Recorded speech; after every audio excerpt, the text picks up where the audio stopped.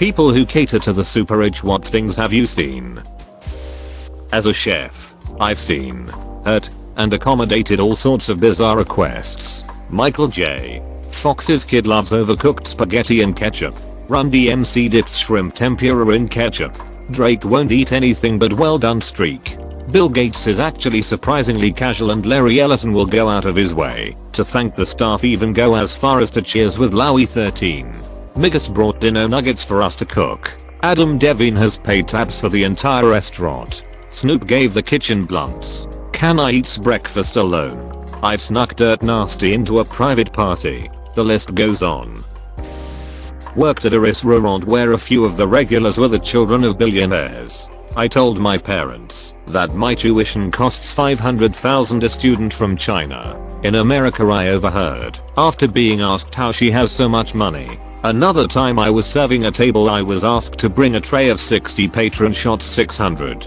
For a 19-year-old student, I must have had an incredulous look on my face, because his only response to assuage my concern was, my father owns diamond mines in Africa. My dad works in shipping and has a lot of friends who have worked on super yachts. In the 90s, one of his mates got a call up to bring the yacht of a particular Australian media tycoon billionaire, not that one from Sydney, to New York, with instructions to be anchored in a particular bay at an exact time with a lunch spread for 50 people ready. So they got there and set up the food. The guy never showed up. Turns out he was having a rich dude party in a building overlooking the harbor and wanted to be able to point down and say, "That's my boat." He wanted the lunch just in case he decided to take his rich friends down to his yacht, but he didn't feel like it that day, so all the food got wasted and they sailed back to Oz without seeing him. I did work for a tiny little private company like the owner, his brother, and me. Guy called because his new PC wouldn't turn on, and it's like 3 PM. He was 100% willing to pay for me to drive 5 hours one way to get it working today because he wanted to play games today. Okay, so 5-hour road trip one way, and the address is this huge ducking mansion. 100% thought I was in the wrong place. Use the intercom at the gate and note, this is the place. Guy and his wife are really cool, and the dude had built his own gaming rig. It was absolutely over the top. I had never even laid eyes on hardware that expensive before.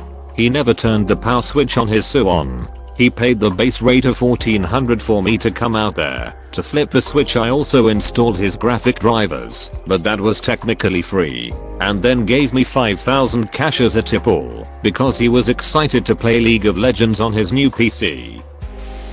I'm an art student working as a gardener. We work in one of the wealthiest areas in my country. Some customers are really eager to show me their collection of artworks that they have hanging on their walls once they find out that I study it. I remember one time standing in a bathroom with my dirty gardening clothes, and there was a Picasso above the toilet. Have been working for the super rich for some time. Craziest thing I've seen: brand new 90-meter multi-million pound GBP yacht was built in Netherlands. Maiden voyage to Antibes in France. Owner came on board and left after a few hours. Next week we get sent to Genoa, Italy, where all the bathrooms on board were ripped out and upgraded.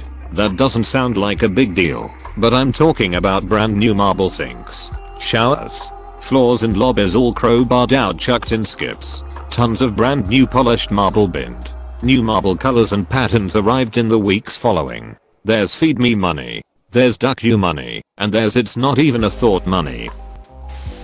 I used to work for a company that modified aircraft for really rich people. I'm talking 747s, not Gulfstreams. This company had made several aircraft for this one customer, who I was told had purchased a new one solely because his spiritual advisor had told him that one of his current planes was bad luck.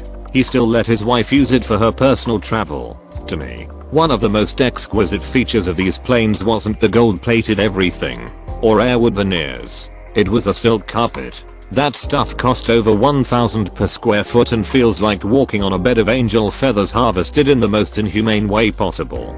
Granted, these guys don't deck out the whole plane, just their personal areas. The aft third is usually reserved for staff and such, and is more like a fancy economy class. But yeah, silk carpet.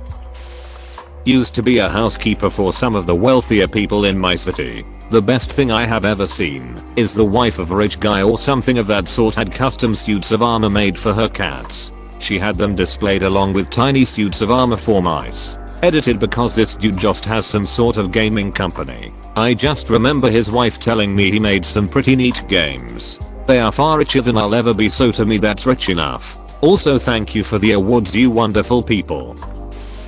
I went to a New England prep school for high school on a full ride sports scholarship. There were a decent amount of foreign national students, mainly from Asia, that came from extremely wealthy families. One of those students' parents bought him a brand new BMW 5 Series fully loaded when he got his license our junior year. When we graduated a year later, he was going back to Korea and obviously couldn't take the car. So he gave it to his best friend. Kid got an 80k car at 17 years old. Just for being good friends with the right guy. I'll never forget that.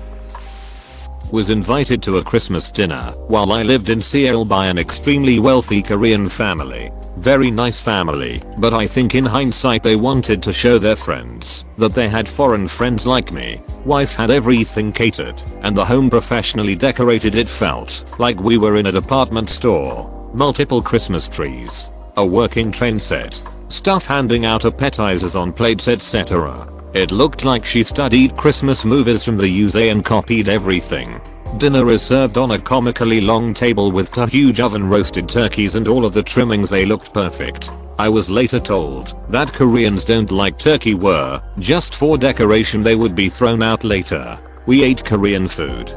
The family said I could take a turkey home and that the caterer would drop it off with anything else I wanted. I used to work for an Arab billionaire's son. A daddy's money guy. Terrible garbage human being. Once saw him spend 16,000 on a wallet. Was a fancy one with little gold spikes on it and stuff. He had shoes with gold on them. I remember one year for his birthday he received like 30 plus cakes. Big fancy cakes, and he told us to leave them on the floor in the hallway outside his room. We walked by those cakes every day for 2 weeks waiting for instruction. After the 2 weeks we were told to throw them away. My college roommate was from a pretty wealthy family in Thailand. But his friend was from the 8th richest family in Thailand. One day I was sitting on the couch exhausted after working a 14-hour shift when they came in giggling about how the guy just bought a 9,000 jacket. I'll never forget that feeling. That was pretty much exactly how much money I was killing myself to make to pay my tuition that semester. One of my friend's parents won a 50 million lottery. We used to work together in the few years we knew each other before that happened, so they know of the struggle of spending most of your days working in food service to earn a few grand a month. Fortunately they haven't changed as a person, so I still like spending time with them. But it was hard to watch someone I used to be in the same boat spend more money than I make in 2 months on a bag. Last time we went shopping, well, they did. I couldn't afford the air in the places we visited. I became personal friends with my boss and his wife, super nice people. The wife turned out to be an heiress and would buy me whatever I mentioned. Like in passing during a conversation. I learned gifts for how she was raised to show love. I've trained myself to only talk about things I already own. Unless I find something useful she might like and suggest it for her.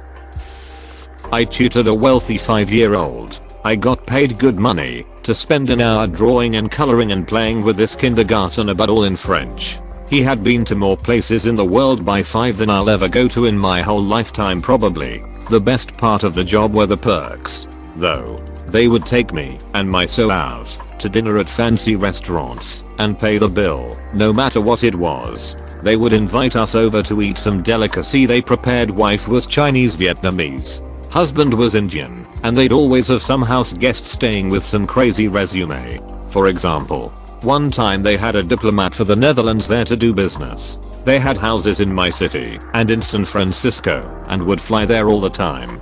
They invited me on several occasions, but I never had time to go. I also befriended and stayed with the daughter of Russian oligarchs who lived in Paris. The mom was a famous writer and the dad did something in business. Their grandfather was a famous Soviet writer, and so in general they lived a very cultured life. They lived in the richest part of Paris called Neuilly-sur-Seine and had houses in the Alps, Crimea and Moscow. The crazy part, or rather sad part, was that she only had a few options for a career. She could be a doctor, a lawyer, or a businesswoman. Their son was lucky enough to study at the Geneva Conservatory, but that was only because he was really talented. In this family, if you didn't have a natural artistic talent, you only had those 3 career prospects to choose from. I had the impression that she was rather depressed about how limited her options were and how much pressure was put on her to succeed.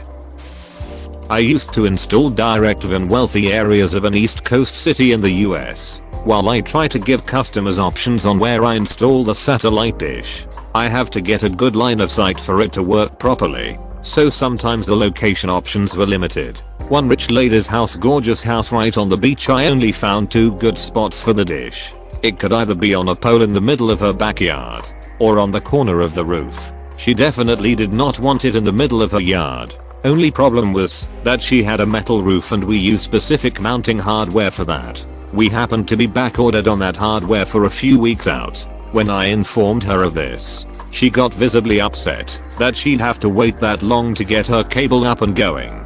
I apologized many times and told her she'd need to reschedule a few weeks later, and I leave 3 days later. I'm looking over my work orders for the day and I notice her name and address. I'm like, wow, I bet she thinks she's getting a different installer who she can try to convince to give her a different answer. I was wrong.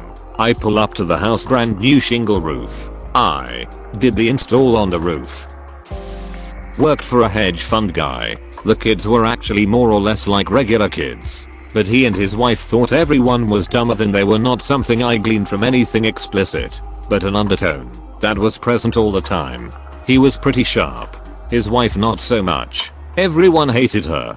Everyone she knew and worked with. Everyone would take the opportunity to blow her up the second she left her room because she was so unbelievably fake, petty, spoiled, and demanding. Even some of her friends would do it. He tried to convince me he was paying me too much and tried to negotiate me down. Then in a subsequent conversation, asked me if I thought it would be cool for him to buy his son a 400 ounces gold bar. His son was 5 at the time. Worked graveyards as a valet at an ultra luxury boutique hotel. It's quite shocking how some of these people live, and you'd never have a clue by just looking at them on the street. One weekday night I was asked at 2 AM by a guest to bring around his Bentley. Regular looking dude came out with a backpack, got in and left. Not 30 minutes later the same dude pulls up in a Ferrari and now has a briefcase instead of backpack. Skip ahead an hour and the same guy orders 5 shot glasses to his room.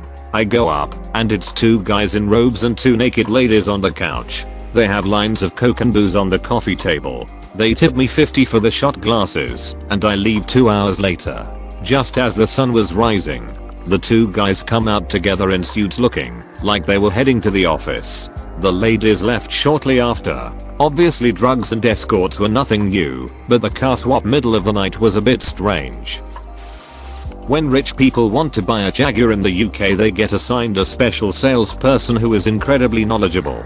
They meet in a special fancy office, and special arrangements can be made. This was my friend Chris' job.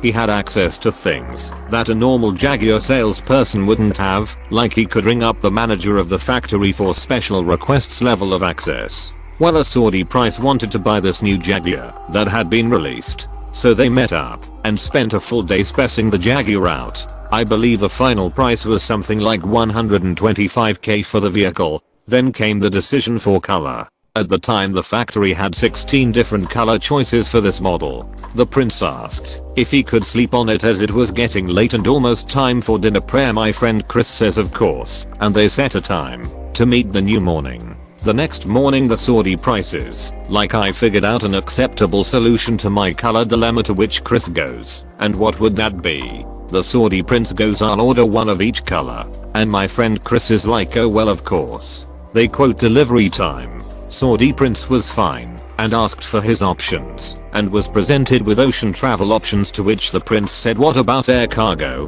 Chris thinking maybe they'd do 1 or 2 by air cargo and the rest by boat. The prince was like, no, I want all 16 vehicles loaded on a plane and flown to Saudi Arabia. So that's the story on how 16 of the same Jaguar with different colors ended up being flown to Saudi Arabia. All in the total cost was around 2.5 million.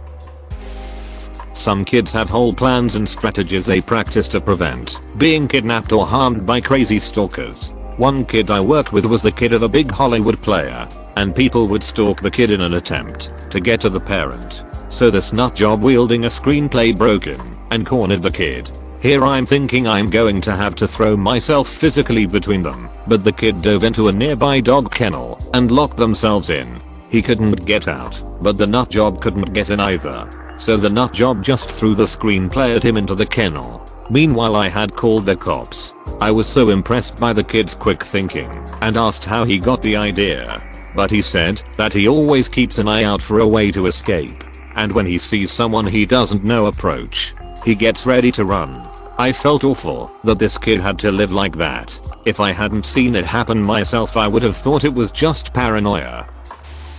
Thanks for watching. Consider subscribing for more videos.